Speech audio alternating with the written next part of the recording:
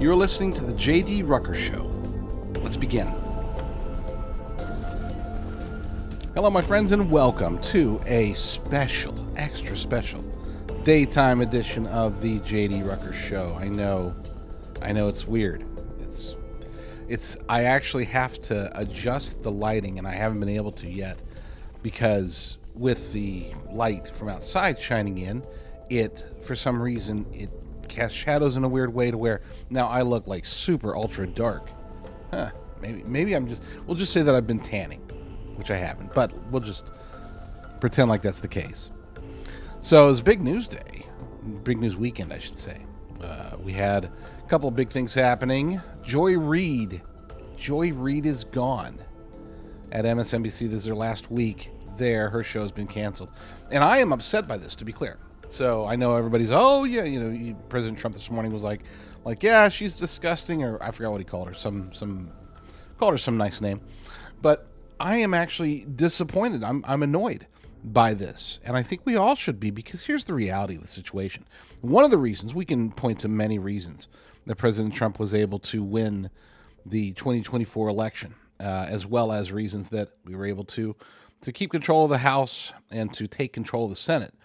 But with 2026 coming up, what we need, the best thing that can help us, is, of course, success. But success doesn't always translate into votes. I know it sounds weird, but we as Americans, our system is always designed to have majorities for the president's party for the first 2 years of a term, and then they end up losing one, either the House or the Senate or both, for the second 2 years of the term. This is a rinse and repeat cycle. It's been going on for decades. I don't even remember the last one who was able to retain control of the House and the Senate for longer than the first 2 years. Like, by the time midterms come around, it always obliterates everything. This is why they always say you got about 2 years to get your stuff done. Well, I want more than 2 years. I want 4 years of President Trump with a Republican majority, which is why I'm annoyed that people like Reid are getting fired.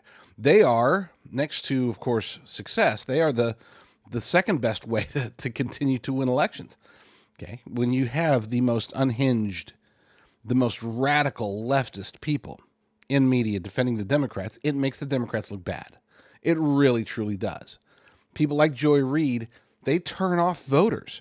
Sure, they might get their primary viewers out there saying, oh yeah, we're definitely going to vote Democrat. But I assure you, if they weren't watching Reid's show, if they're going to watch the replacement show, it doesn't matter what show they're going to watch, those people, her audience, they're going to vote for Democrats no matter what. The only possibility is that they might vote for the Green Party candidates instead, because again, they're radicals. But what they do, they being people like Reid, they make the Democrats' perspectives look far worse than they even are, which they're already bad enough. Their policies are horrible, and yet people like Reid take those policies and they accentuate them in a way that just totally wokeifies them, makes them radical, makes them extreme, and turns off your average independent voter or your average moderate Democrat. They don't want to hear that crap. So we want them to say it.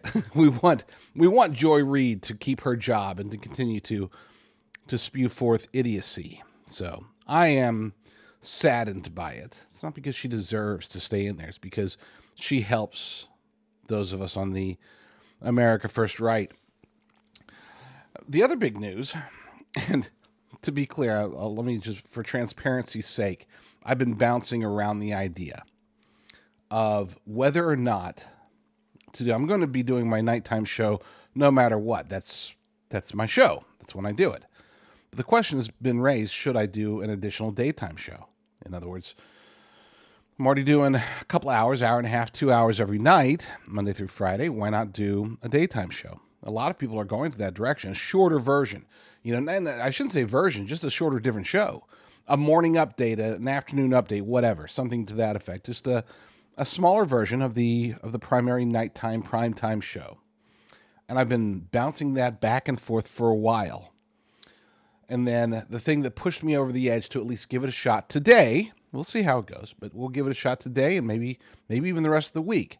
But the thing that pushed me over the edge was some really bad news that came over the weekend for conservative media. We're losing one of our best, one of the ultimate conservative media personalities.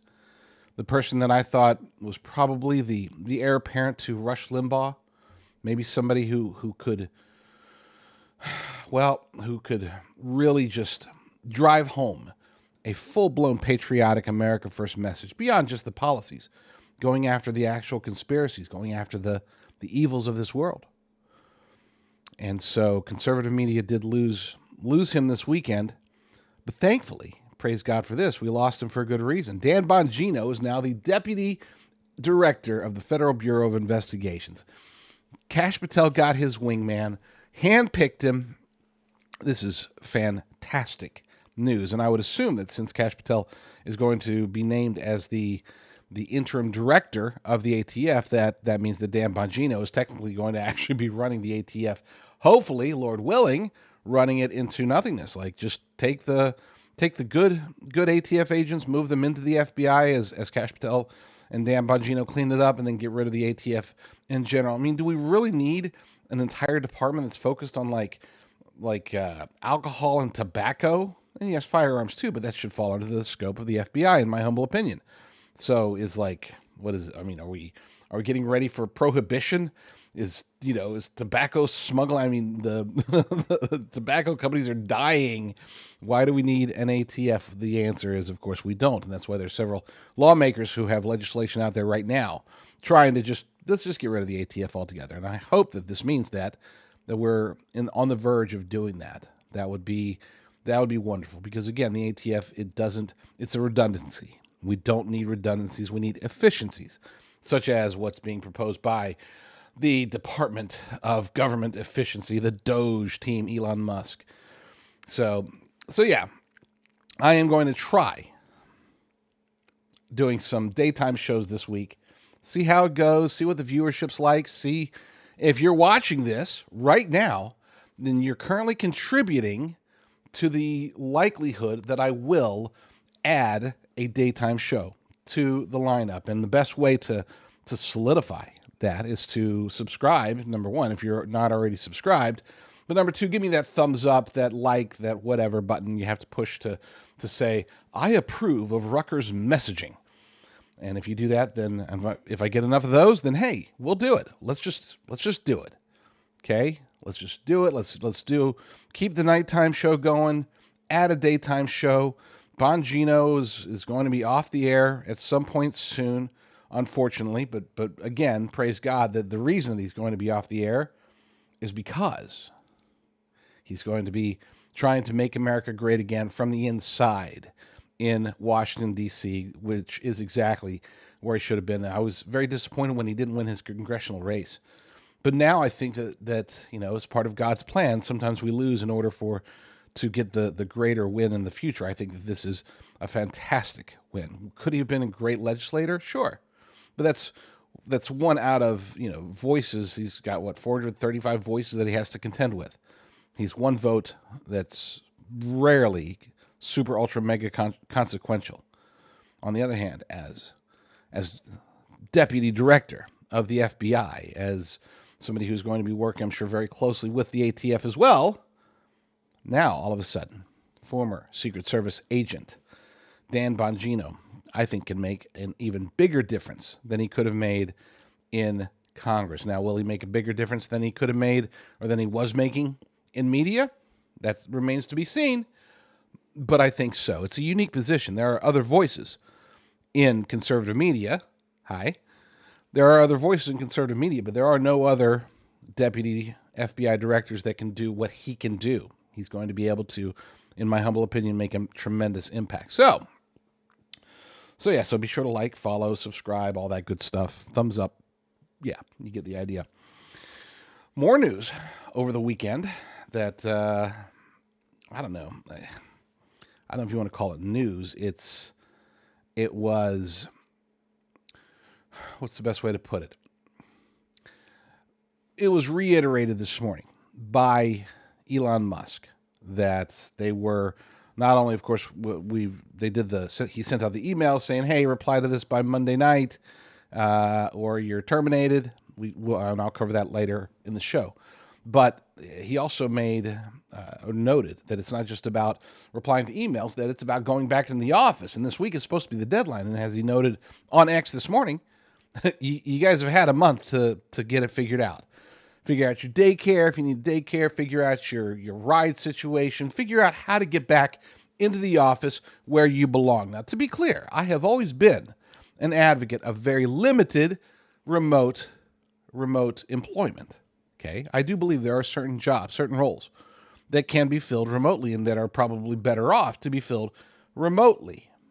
But those are very, very few. And the gargantuan government workforce, the vast majority of them should be in offices. We pay for the offices. Why aren't they there? Oh, they don't want to drive. They don't want to put on socks. They don't what? They do better work at home, really? The vast majority, like I said, there are certain times when I agree. There are certain jobs where you can do them better from home.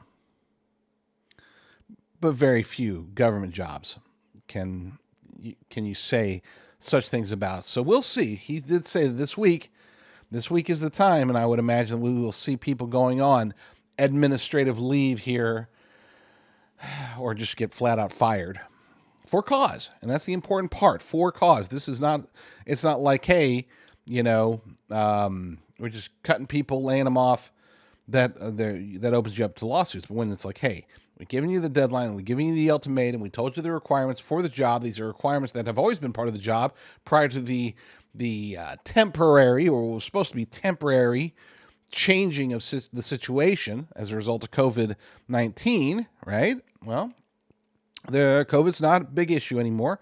Bird flu hasn't been pumped up or juiced up by the powers that be quite yet. So now we're in that interim period where, get your butts back to work.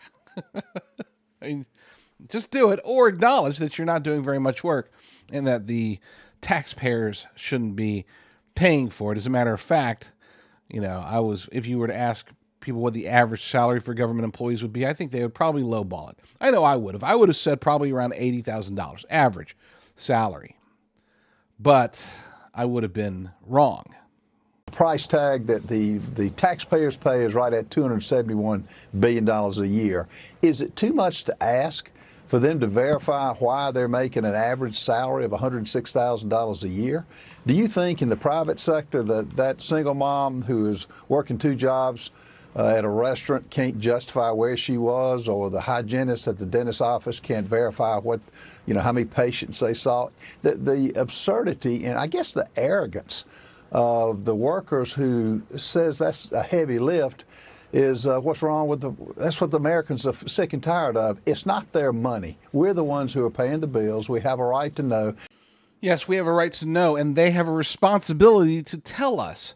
All of these objections, all of these, Elon Musk is doing this, Elon Musk is saying that, this is being stirred up by the Democrats because it's Elon Musk, and that's it, because it's Donald Trump, and that's it.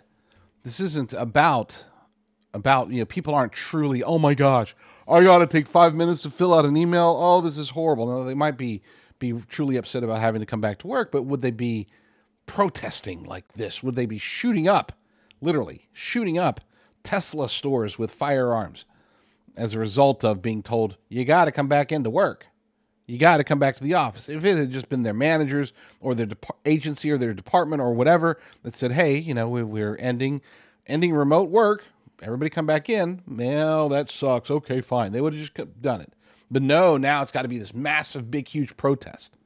And it is being stirred up by Democrat politicians as well as legacy media. And the reason why is because Democrat politicians, and to some extent legacy media, but definitely the Democrat politicians, and we'll just say the uniparty swamp politicians, are terrified about Doge, terrified by Elon Musk, terrified by what Donald Trump will do if and when Doge is able to continue to uncover the scams, the cons, the frauds that are happening in our nation's capital and across the globe on behalf of the U.S. government. Members of Congress, members of the Senate, members of the bureaucracy, on both sides of the aisle, let's be clear, are corrupt. So many of them. And I think we've all known that, but what Doge is uncovering is the fact that corruption runs probably exponentially further and deeper and more than we had any idea. If you had told me, we've done a complete study and 1% of the federal government is corrupt, I'd have been like, man, that seems kind of low. Well, if they said the same thing and 10% of the federal government is corrupt, I'd been like, okay, so that's more like it. What we're discovering now is that it's likely not 10%, not 20%, not even 50%. We're looking at a federal government, and this is not hyperbole when I say this. We're discovering that as much as 80 or 90% of the federal government is completely corrupted, completely fraudulent, in many ways, criminally siphoning our dollars into somebody's pockets, oftentimes their own pockets, oftentimes somebody else's pockets that may be associated with them. Everybody is getting paid in some way, and that does include even the low-level, I'm a clerk at the whatever, USAID. Well, that clerk at USAID has access to information that should have been like, okay, yeah, this is bad, this is fraudulent, this is stupid, this is dumb. Instead of reporting it, blowing the whistle, letting the world know, saying, hey, there's tremendous waste here going on at this agency or that department or whatever, they're just joking about it, or they would be joking about it, in the break room if they were going into the office. But they're not. So now they're just, I don't know, maybe chatting about it on Signal. I don't even know what they're doing. But I would say 80 to 90% of the federal government, we're talking about the programs, we're talking about the employees, we're talking about the agencies themselves, 80 to 90% of it are people that are either in on the corruption or aware of the corruption, or if they don't know about the corruption, then they're idiots and they shouldn't be getting an average of $106,000. Are you... Oh, gosh, no. Stop it. Please. End this madness. End this madness. I need to take a sip of my absolutely wonderful Promised Grounds coffee. This is a Christian coffee company. You see how I switched into sponsor mode so flawlessly, and then ruined it by noticing it. No, seriously, it's really good. You can check it out. This Christian coffee company that gives back to the community, gives back from a faithful perspective, a Bible-driven perspective. This isn't just, we're faith-driven. We pray, once a week. No, these guys. I know these guys. I know the owners. They're they're traveling around to churches, showing them how to do a proper coffee service on Sundays. That's amazing. And their theory, and I abide by this theory. I believe this is correct. Their theory is that if you can make a coffee service that people look forward to getting to, more of them will attend church on Sundays. That's their premise. It might be 1%, 2%, but who knows? Maybe, similar to what we're discovering through Doge, maybe if they have good coffee service, their attendance could rise 80 or 90%. I doubt it, but hey, you never know.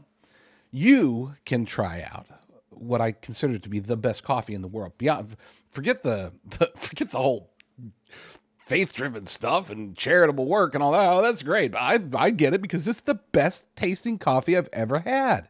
Go to jdrucker.com/coffee, jdrucker.com/coffee, and try it out and tell me. Try it out. Let me know if I'm wrong. If I'm wrong, if you say, man, I bought some and it was not the best coffee in the world, you send me that note and I will guarantee you I will apologize. That's my guarantee. But I won't have to because it really is that good. jdrucker.com/coffee. Let's get to this first story. Congresswoman Ilhan Omar says that President Trump's reelection represents the dumbing down of America. She went on to say that not only are her fellow members of Congress, but also, essentially, any Trump supporter, that we're stupid. When stories like these hit my timeline, I usually think, oh, they probably took her out of context, or it was just like a small quip. No, this is actually how she feels, and she expressed it relatively articulately. Watch. These people are just idiots. I really, I'm at the point where it's become really hard to have an intellectual debate with any of these people, because the level of stupidity that they are displaying every single day is frankly embarrassing, not just in Congress, but as Americans. And the fact that these people are allowed to say just the most ridiculous things tells you that the dumbing of the United States has arrived, because how else do we get a Trump presidency again? I love how she says she can't have an intellectual discussion, a debate with people anymore because of this dumbing down of America. I would challenge her, as a Trump supporter as well as a member of the media, I would challenge her to a debate or an intellectual discussion, if she wants, on literally any topic out there. If she gets to pick the topic, I would love to have an intellectual discussion with her. There are 3 topics that I think she would be able to defeat me on handily. She knows a lot more than I do about Islam. She knows a lot more than I do about Somalia.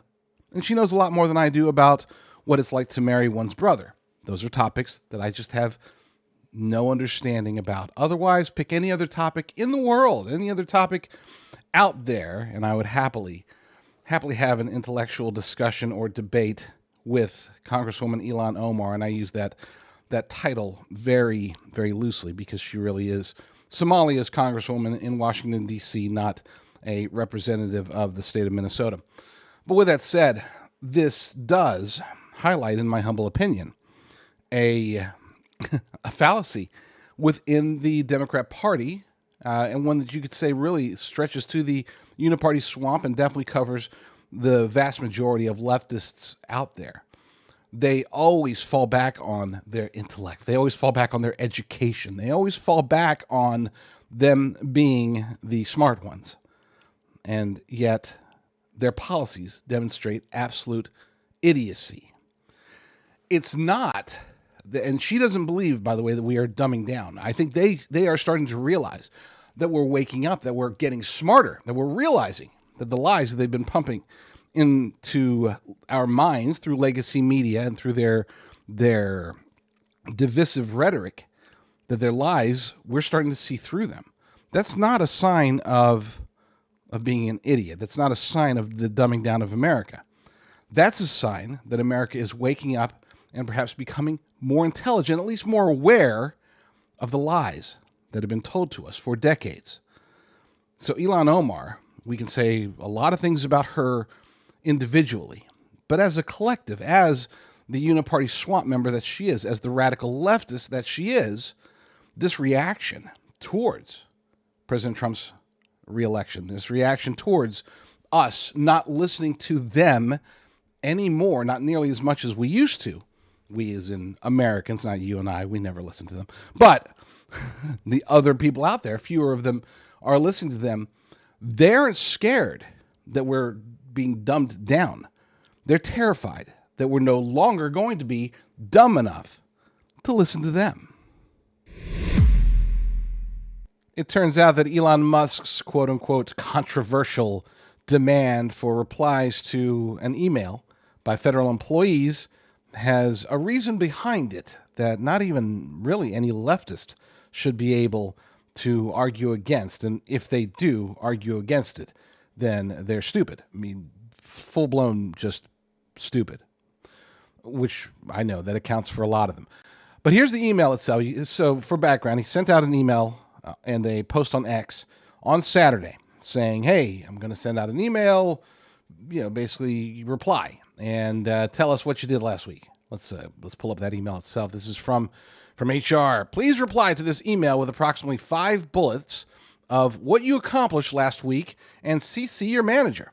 Please do not send any classified information, links, or attachments. The deadline is 11:59 p.m. Eastern Time, so just before midnight on Monday. So basically, a little over a 48-hour notice of reply to this. And I mean, the responses to this, you had people that were coming up with scenarios. I read this one guy is basically like, so you're telling me that if a doctor doing an emergency procedure for the government, if that doctor is unable to get to his email in time, that he's going to be replaced, or he's going to be fired, and then we're going to have to spend all the money. That doesn't sound very Doge-like. That doesn't sound very efficient. You monster. He's asking people to reply to an email, you monster. And to be fair, even people on the right were arguing sort of, I wouldn't say badly, but they were making sort of an aggressive argument. It's like, these are government employees and they are paid by taxpayer dollars, and answering an email is blah, blah. They need to justify their existence. They need to be able to explain why they deserve the privilege and the honor. And I get it. To me, I looked at it as, hey, if somebody's not going to reply, I mean, it's not, there's over 2 million employees. It's not like, oh, they're going to go read 2 million emails real quick. I assumed that they were going to put it through in, some Doge algorithm, and it's going to weed out the idiots, find the ones that are, replying with gobbledygook or whatever. But I was wrong as well. Apparently we were all wrong. And Elon Musk simplified it. Again, how can you argue against this?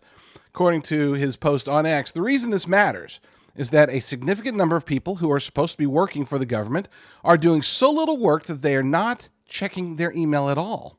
Okay, well, yeah, that's true.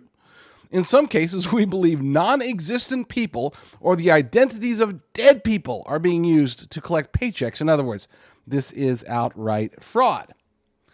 So yeah, I don't think they're even going to really read the emails. They might. At least their managers might, right? That's the idea. I think it's a dual purpose. It's like, hey, reply to us so we know who's not replying. We can get rid of them because they're either lazy or non-existent or dead. We shouldn't be paying these people who are either lazy or non-existent or dead. You as taxpayers shouldn't be paying them money. Okay, that's purpose number one. Purpose number two, and this is why he has the managers CC'd on this, is because let's let you tell us what you did. It's a very Bob and Bob moment from Office Space for anybody familiar with that fantastic movie. But yeah, let the managers handle it. And the managers, maybe some of them are amongst those who are lazy or non-existent or dead. But apparently we're going to find out here very soon. After midnight Tuesday technically is when we should know who's getting money from us, who's taking our taxpayer dollars for fraudulent reasons. He's not looking for people to justify their existence. He's looking for people that actually exist. The last of the J6 political prisoners may be released soon, but only if we act. We have to do something about it. We have to make sure that preferably President Trump, but if we can't get to him, we have to make sure that we get to Pam Bondi. We might have to go through Kash Patel. I don't know. If you have reach, if you can get the message out to the right people, we need these people to act. They did, President Trump did the heavy lifting on January 20th when he pardoned all J6ers, these political prisoners, many of whom have been incarcerated wrongly for a very long time, but it doesn't matter. Even if they've been incarcerated for a day, that's a day too much. He pardoned them, or at least pardoned most of them, commuted many of the sentences, but there are still people that are locked up. Let's finish strong. Let's get this done. We're so close. Why slow down now? Let's just barrel through. Thankfully, there is some good news coming out of DC that may bode well for those who remain in prison.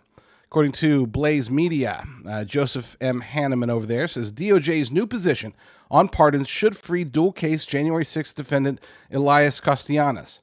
And to be clear, it could affect other people as well, including Jeremy Brown, who's going to be the focus of today's video, this particular segment. The pending ruling by a federal appeals court judge could bode well for Jeremy Brown and other imprisoned J6ers.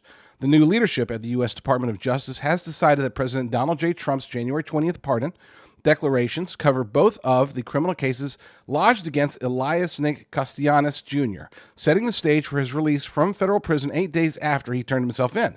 The DOJ's new position on the matter, filed at the U.S. Court of Appeals for the Fourth Circuit, could have a ripple effect to eventually free at least 3 other pardoned January 6ers, Jeremy Brown, Benjamin Martin, and Daniel Ball, who are still being held in federal prisons despite the president's pardon action. And the pull quote from there, he should immediately be released from incarceration. They all should. The people, I'm not going to get into the argument right now. Oh, well, some J6ers deserve. No. Let's, because I'll start spitting if I really don't slow myself down here. Before I get into the reasons why this can be effective, the things that we need to do as American patriots to facilitate it, to expedite it, I should say, but also why the arguments against releasing J6ers, why they're all bunk. I'll get into that, but first, I want to turn to Greg Reese. You can catch his work. He's now apparently independent. I didn't know that, but he's at Greg Reese, Reese, gregreese.substack.com. You can check out his stuff. And to be clear, I recommend Greg Reese, but before anybody says, oh, so you must agree with, I don't agree with everything he says, okay? I don't agree with anything anybody says, okay? There are things that pick any person, and I disagree with them in some form or fashion about something. And you know what? Pick me 6 months ago, and I'll probably disagree with myself. That's just the nature of things. So don't say, oh, if you're recommending Greg Reese, that must mean that you believe that the Anunnaki or the or whatever. I mean, no, I don't agree with everything he says. But in this video that you're about to watch regarding the January 6th political prisoner, Jeremy Brown, I wholeheartedly agree.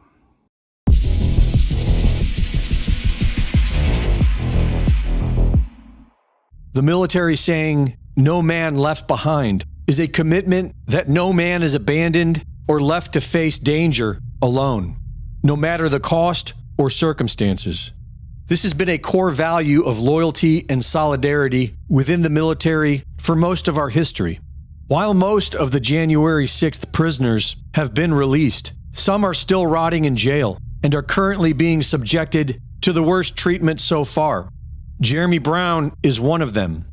In December of 2020, federal agents Lindsay and Ura approached Mr. Jeremy Brown at his home and asked him if he would be a paid informant for the government. They asked him to infiltrate some groups they were looking at involving concerns they had about an event in January. Mr. Brown recorded this conversation, and instead of working for the government on January 6th, he went on as many media outlets that would have him, starting in March of 2021, and played the recording. He named the agents and exposed what they wanted him to do.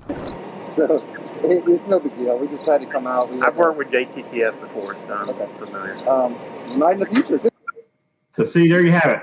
Well, you might in the future. So we don't care which way you lean. Right. We just want to make sure that you're not targeting anybody and nobody's going to get hurt over the outcome in January. We'd love to hear from you. And again, I can't make any promises, but like, if you provide information and prevent something big, the government pays for that. Like, we think that we can help you, you can help us, and we can definitely, on this side of things, less aggravation. You're one of 19 people that we're going to knock on the door. They're going to say they're not home, or they are home, and we're like, one of 19 people. These two guys, not the 58 other agents that he's about to explain that there's 60 of them in Tampa. But I'm just one of 19. After exposing them in the public, the government had him arrested after an illegal search of his home turned up unregistered explosive grenades and national defense documents. This is why some bad actors and the ignorant are claiming that he doesn't qualify for the January 6th pardon. But this is a lie. Jeremy Brown is a 20-year veteran in U.S. Army Special Operations, specializing in unconventional warfare. And despite his illegal incarceration, he continues to fight for his freedom and for the future freedom of our entire nation.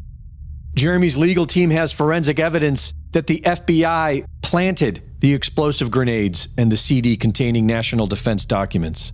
After turning off all 14 of Jeremy's recording devices and their own body cameras, the grenades were tested for DNA, and the FBI's own experts found 2 male specimen DNAs on the grenades, none of which were from Jeremy Brown. They found a dog hair underneath one of the grenades. Mr. Brown has 2 dogs, so the FBI got a search warrant, took over 50 samples from his dogs, and determined that the hair on the grenade was not from his dogs. They found a carpet fiber on the tape around one of the grenades, so they get another search warrant, cut out pieces of Jeremy's carpet, and compare the fibers to the one that was found with the grenade, and they determine it was not a match. Criminal counts 6, 7, 8, and 9 were allegedly found on a compact disc that they claim Mr. Brown carried with him through the deserts of Kuwait and Afghanistan for 17 years. And yet, there isn't a scratch or a hint of discoloration on it. In August of 2022, there was a trace done on that CD to see when it was uploaded. And the evidence shows that Mr. Brown did not have the CD or the 2 grenades in his possession.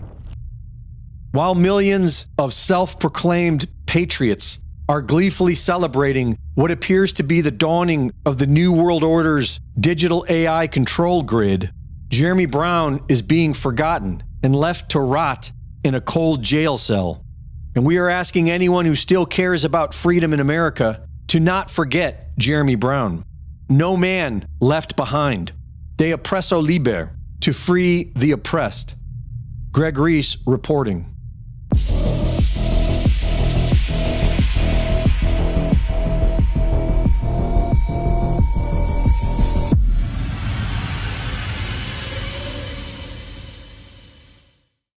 The Reese Report is now fully funded by my Substack subscribers.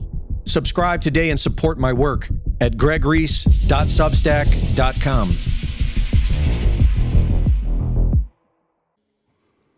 While watching that, I decided, you know what, I'm not going to go into some Rucker rant about J6 or this, that, or the other.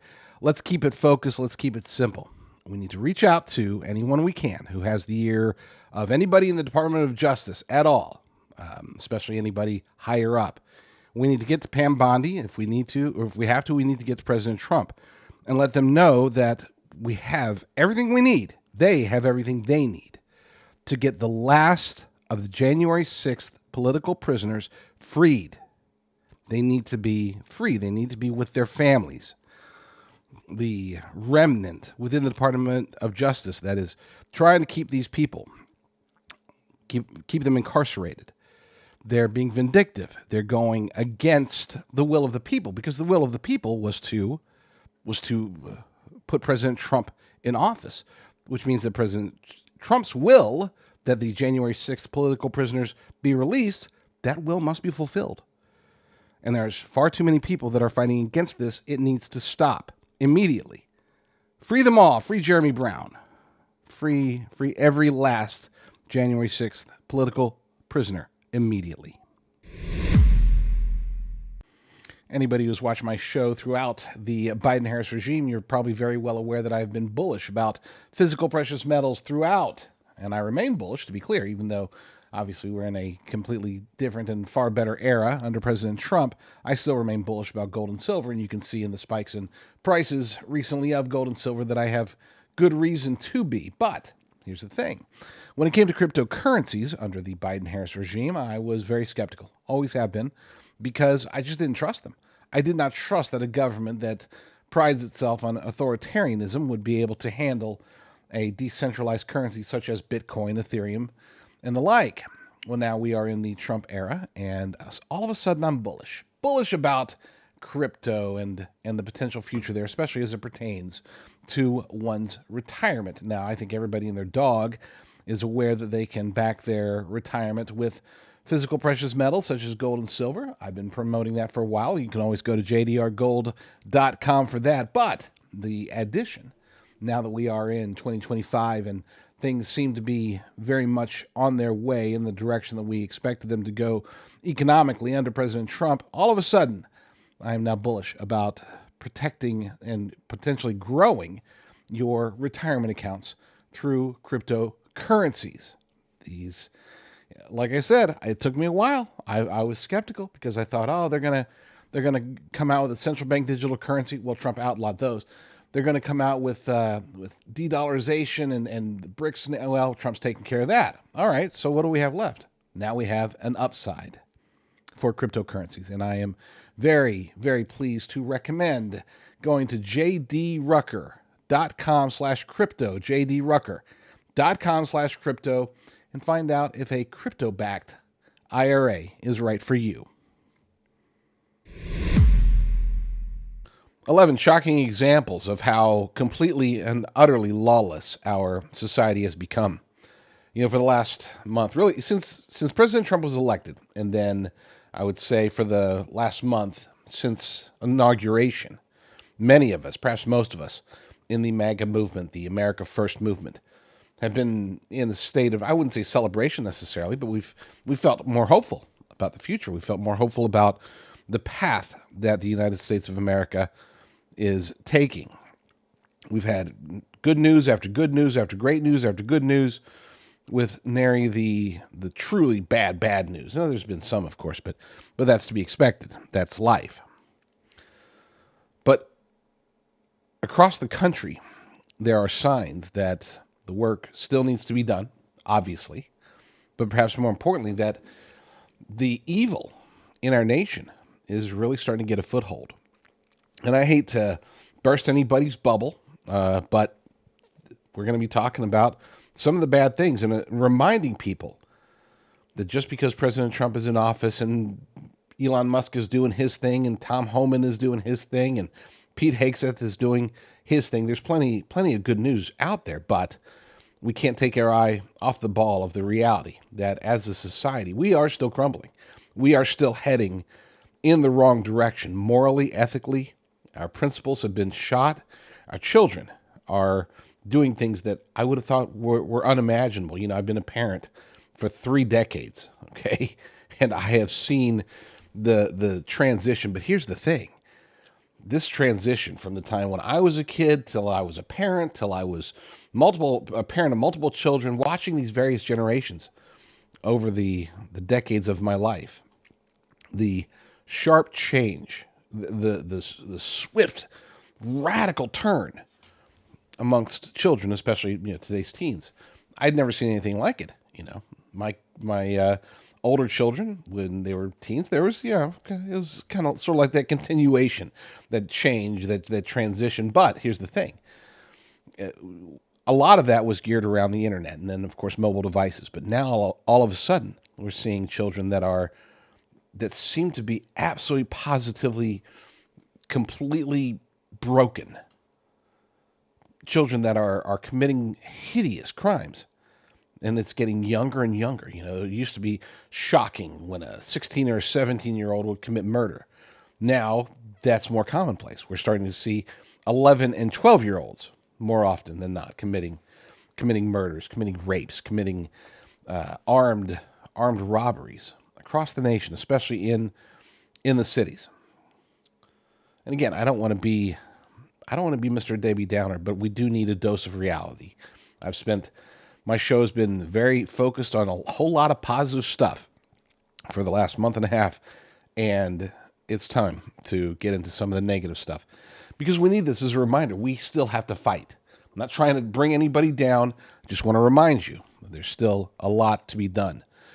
Now, as anybody who's heard my show before knows, I don't curse. I don't put up anything visually disturbing. But some of these stories are going to be disturbing, so just a warning ahead of time.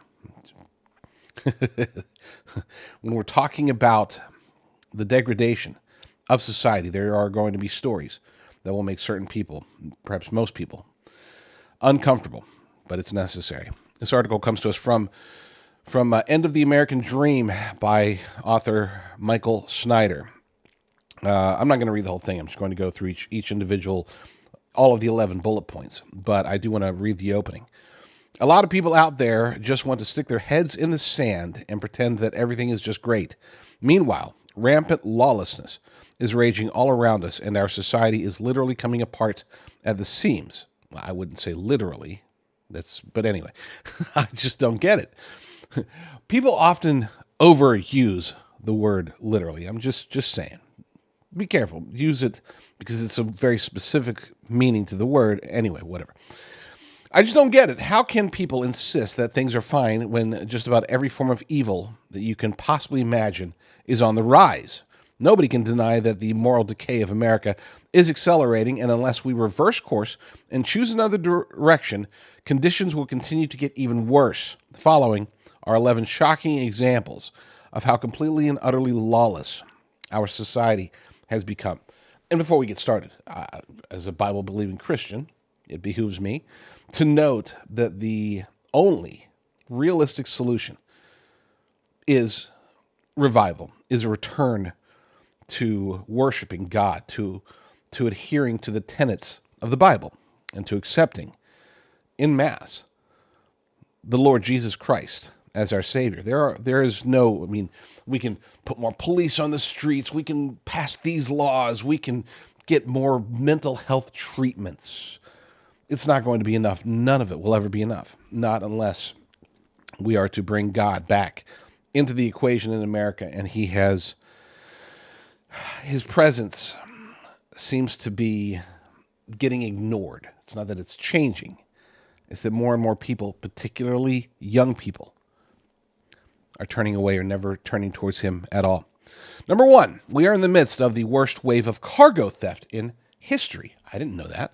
Earlier today, I came across a Los Angeles Times article about a very alarming series of train heists that have been taking place in the Mojave Desert. Now, I read this story. It is crazy. And you know what they were going after? Nikes. They're hijacking trains for Nikes. I'm not old enough to remember the Wild West, but I know that generally speaking, train heists were for more than sneakers. Number two, let's see. Wow, he really talked a lot about the train heist. There's a lot. And it is, hijackings are up. I wish I could spend more time on this, but there are 11 and I want to get through these. I want you to be aware of them all. Number two, a McDonald's location in Brooklyn has completely banned everyone under the age of 20 from entering because of all the crime kids have been committing there. If you don't watch, if you're not on X or Facebook, or if you're not on social media, if you're getting your news only from legacy media, for example, or from even independent media, there's a good chance you may be unaware of I would say, maybe the best piece of evidence that there's something not right with kids today. Very different from just kids 10 years ago, 20 years ago. Okay, there's been a switch. Again, I don't know what it is. I don't know if it's TikTok. I don't know if it's just this generation has always had, mobile devices and internet or whatever. I don't know what the core cause is from a physical world perspective. But again, I go back to chances are very slim that these children have been taught anything from the Bible, and if they have been taught, they've had those teachings reversed by whatever, internet, mobile devices, TikTok, something. But yeah, the thing that reminds me the most of the negatives, it's not just the murders by 12-year-olds or the armed robberies and beatdowns by a group of preteens. Those are discouraging, but it's also just the random, meaningless acts of aggression, oftentimes violence. We see it especially when it comes to fast food restaurants. We see kids, hopping over the counters and stealing fries and hitting people. And it would be different. At least, I'm not touting armed robbery or any kind of robbery, but at least it made sense when, younger people would run in and go to a pawn shop or a jewelry store or McDonald's and, have masks on and maybe some kind of weapons and go back there and grab money. I'm not obviously condoning that, but at least it made sense. at least that type of mayhem had a purpose. What we're seeing today is a lot more purposeless mayhem. It's like the only goal is to cause mayhem and to get it on video, of course, so they can put it on TikTok or whatever. But I would say that banning people under the age of 20 is probably a very, very good idea. Number 3, speaking of Brooklyn, a 23-year-old man has just been charged with repeatedly raping a 7-year-old boy and posting videos of the abuse on the dark web. Now you might say that this has happened all the time, that this isn't anything new. But I would argue, and I don't have the statistics in front of me, but I would argue that this has become far more commonplace, that this has become an epidemic that is, unfortunately, doesn't get reported nearly enough. The statistics are not being generated nearly enough, and this is because of what happened during the Biden-Harris regime, where law enforcement suddenly became very mum on the orders of the White House. Local, city, state, county, they would stop reporting information, mostly because they were trying to defend illegal aliens for whatever reason. But these aren't one-offs. These continue to happen, and I would argue that the Biden-Harris regime's importation of hundreds of thousands, if not millions, of children, human trafficking, that has contributed to this rise. We are becoming far more evil than I remember this nation ever being. And when I'm talking about evil, yes, I'm talking specifically about child sex trafficking. Number 4, apparently someone that does not like Elon Musk very much just shot up a Tesla dealership in Salem, Oregon. We're seeing a lot of unhinged reactions to Elon Musk. It sort of doesn't make sense.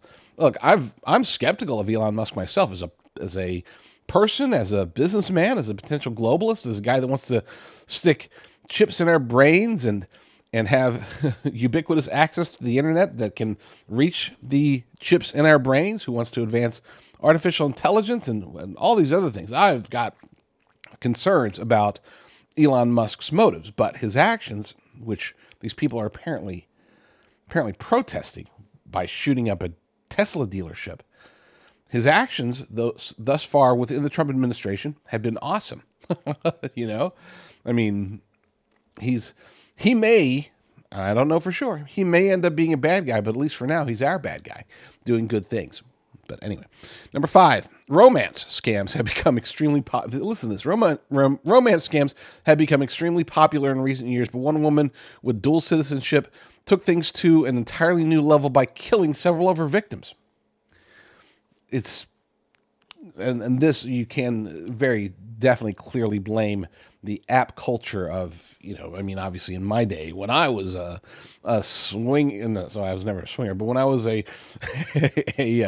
single dude, we would just go meet people. Of course, we didn't have the internet or anything like that, but we did have, anyway, these apps I think are very concerning. If I were single, I would not be. Anyway, okay. I'm going to read part of this one. A Las Vegas woman with dual U.S. citizenship ran a romance scam on steroids that caused the deaths of 3 people. FBI Special Agent in Charge Spencer Evans said during a news conference where, with the U.S. Attorney's Office, he announced the unsealing of a 21-count superseding indictment against her. Apparently, Aurora Phelps was targeting men in their 70s and 80s, and she would use drugs to incapacitate them. And again, this falls under the category of we are seeing this more and more often. It's not that it's brand new, it's just becoming more common. And in many ways more acceptable. We're just not getting shocked enough. We used to get shocked by news like this. And there's so much of it now that, unfortunately, most Americans are not getting shocked. Number 6, some of the most evil criminals of all often occupy some of the highest positions in our society. Now, that's definitely not new. After all this time, the Washington Post has finally been forced to admit that Dr. Anthony Fauci really was funding horrific Beagle abuses and that he worked really hard to cover it up. And this is just one of dozens of massive crimes that Anthony Fauci committed. Number 7, New York Post recently ran a story with this very alarming headline. Trans migrant, illegal alien, charged with raping 14-year-old boy in New York City bathroom.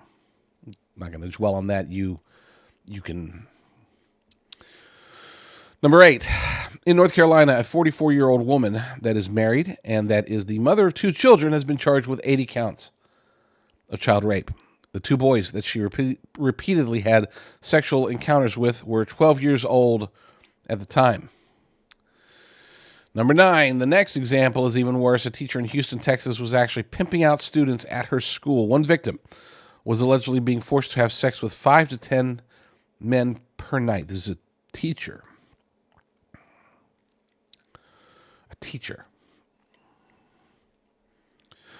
Number 10, for hackers looking for a huge score, crypto heists have become a really big thing. Unfortunately, Bybit was just the victim of the largest crypto heist of all time.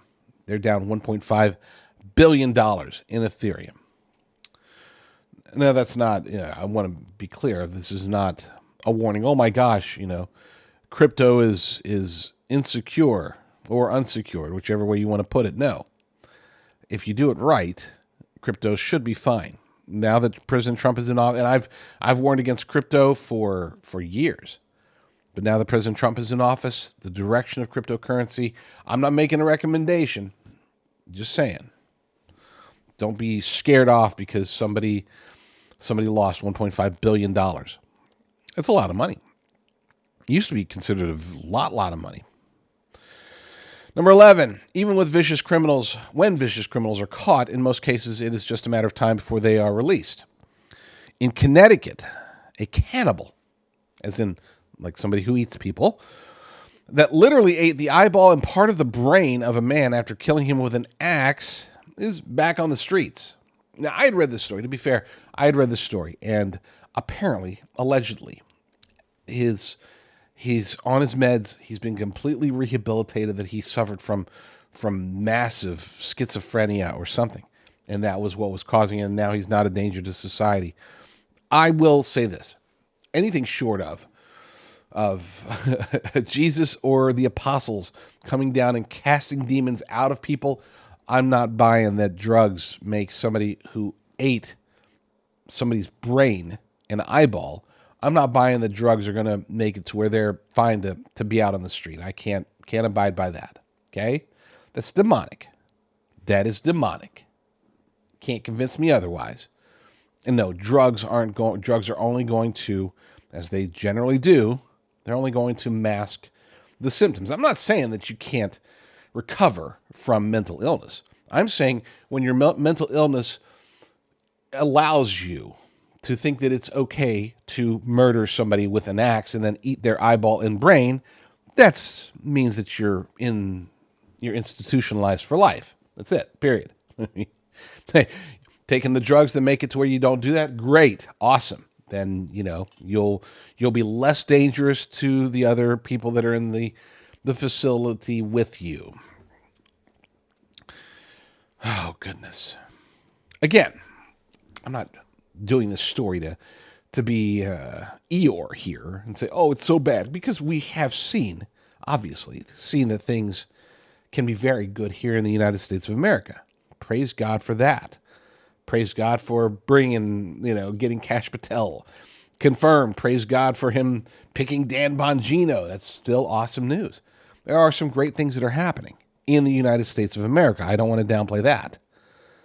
But we cannot take our eye off the ball. Society needs us to do everything we can. Even if it's just prayer. Prayer is, pray for America. Pray for sanity. Pray for the bad guys to lose, the good guys to win, if there are any good guys left. But we should also be very diligent. We cannot just become complacent and wait for President Trump or his administration or anybody else to save us. We are watching society crumble. And here's the thing.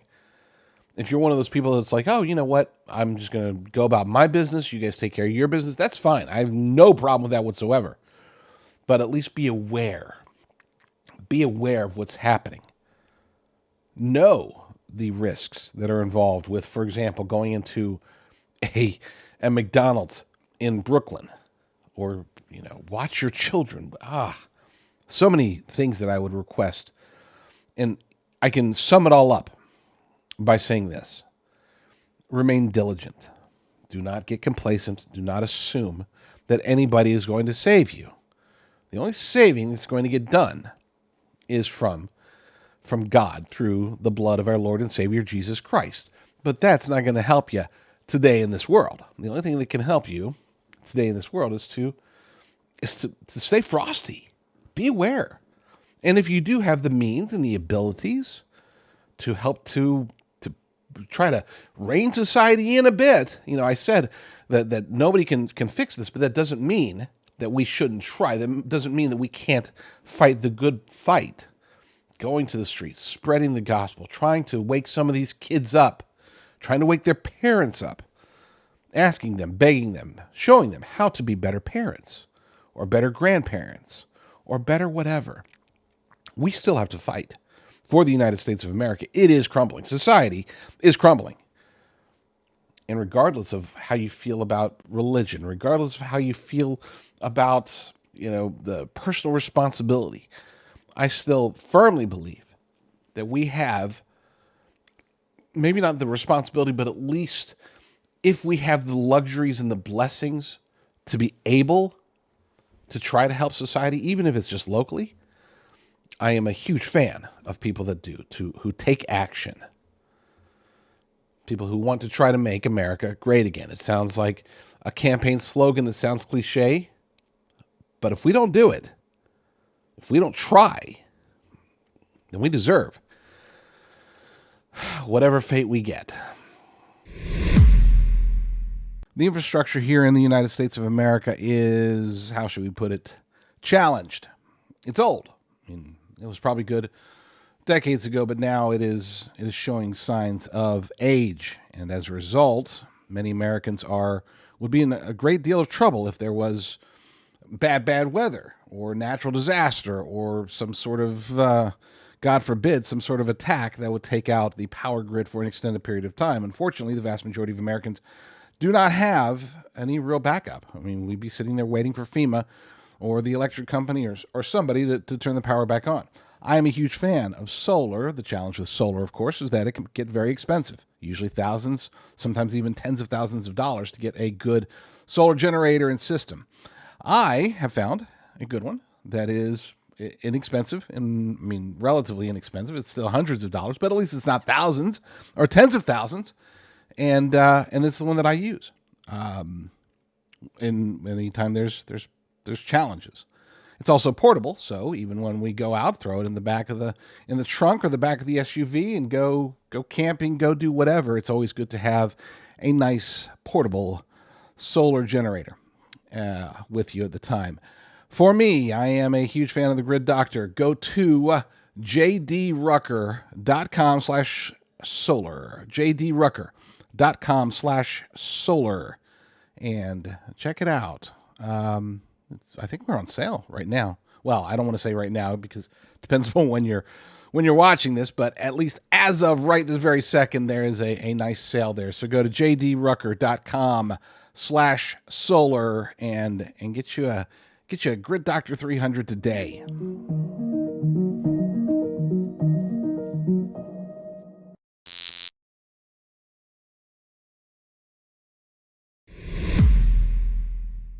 Man, the show goes fast in the day. Is that something that I just didn't know about? That the shows go faster when they're daytime shows?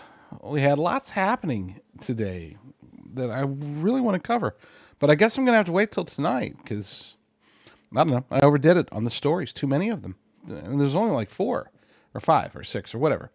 Lester Holt, he's stepping down. For those who don't remember, Lester Holt is the, I say don't remember as if he's not like a major television network anchor. But hopefully, Lord willing, you're not watching anything on NBC News. But just in case you've seen clips, he's the guy, he really made a name for himself by being so belligerent to President Trump in the 2016 presidential debates. And then fast forward throughout the years, he's always been sort of an embarrassment. But he did have one shining moment. This is back in, I believe it was 2021 or 22. You may recall the clip where he's interviewing Kamala Harris, and he's like, she's talking about, we've been to the border and we've gone where the border is so important. And he says, but you haven't been to the border. And she starts stammering. She's like, well, I haven't been to Europe. I don't understand. What point are you trying to make? Just because I'm border czar and I still haven't been to the border as border czar. What are you saying, Lester? That was Lester Holt. Well, he's gone. Or at least he will be this summer. He is stepping down as not just, I guess he's also the producer of the show, which is sort of weird. I hadn't heard that one before. Or managing editor. That's right, managing editor. That I have heard of before. Either way, he's gone. Joy Reid gone. All of these radical leftists are leaving, being replaced eventually by more radical leftists, just maybe a little bit less radical, at least to start. They'll all sort of shift over to the left over time, so don't worry about that. Elections, disappointing in Germany. German elections, I was really hoping that AfD could pull off. I know I know what you're thinking. Oh, it was historic. They really moved up. Yeah, great, except they didn't move up enough to be able to get in on the coalition to form the government itself. The chancellor, what's Merz, he's there. It looks like they're going to go with the leftists instead of the populists. Merz, they are supposedly the conservative party, but they don't want to have anything to do with AfD for some reason. Maybe because Elon Musk likes them and they hate Trump. Even the quote unquote conservatives over in Germany's government hate Trump, hate America. So we'll see. We'll see how that goes. What else happened today? New York City is shuttering. The Roosevelt Hotel, that was their illegal alien shelter. It's a luxury hotel that was an illegal alien shelter in New York City. A lot of the videos that you saw, especially in the beginning of the whole invasion during Biden-Harris regime, during the beginning, there's a lot of footage of, I can't go to Roosevelt Hotel because I'm a U.S. citizen, but they can go there and get free sandwiches, free stay, free education, free healthcare, free everything else, all on the taxpayer dime because, illegal aliens under the Biden-Harris regime have far more rights than actual American citizens. That was apparently the thought process there.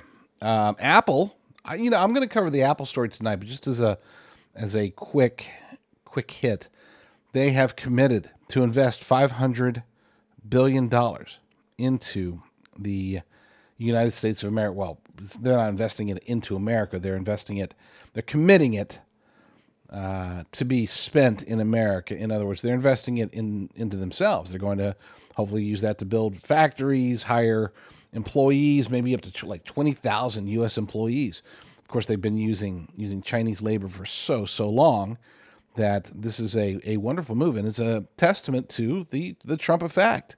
Guaranteed, 100% certainty. Had Kamala Harris won the 2024 election, there is a 0% chance that Apple would be investing $500 billion into building here in the United States. There would be no reason for them to. Why not continue to take advantage of the cheap labor? But now with the threat of tariffs, well, not just the threat, the rise of Trump tariffs, it behooves a lot of these companies, including Apple, to make the financial decision. Even if they don't want to make the pro-American decision, at least make the financial decision for themselves, for their own self-interest, and that's part of the whole purpose of these tariffs. We don't talk about that aspect nearly enough. We talk about, it's going to generate revenue. It could raise costs. It's going to make Canadians boo at us at hockey games. Yeah, there's all that stuff. But the other aspect is that it does strongly encourage companies to do their business from the United States, not just with the United States, but from the United States. Build here, hire American workers. That's the message. That's the Trump paradigm shift, and it's already happening. We're already seeing benefits of that. Less than, we're a month and a few days into the second Trump administration. Imagine what would have happened if we had this going on in the first administration. I blame Reince Priebus. I blame Chris Christie. I blame anybody who was influencing him to put on all those weak people around him. But hey, maybe it wasn't time. I trust in God's plan, and apparently God's plan is for America to come roaring back after hitting rock bottom under the Biden-Harris regime. I will be back tonight, 9 p.m. Pacific. I know that's midnight Eastern time, but that's the time slot that we have so far. We'll see. You know, it's funny. A quick note, because I'm trying to find the best times, right? The best times for the shows, and I want to find the time and stick with it, and that's permanent. And so far, 9 p.m. has become the permanent time.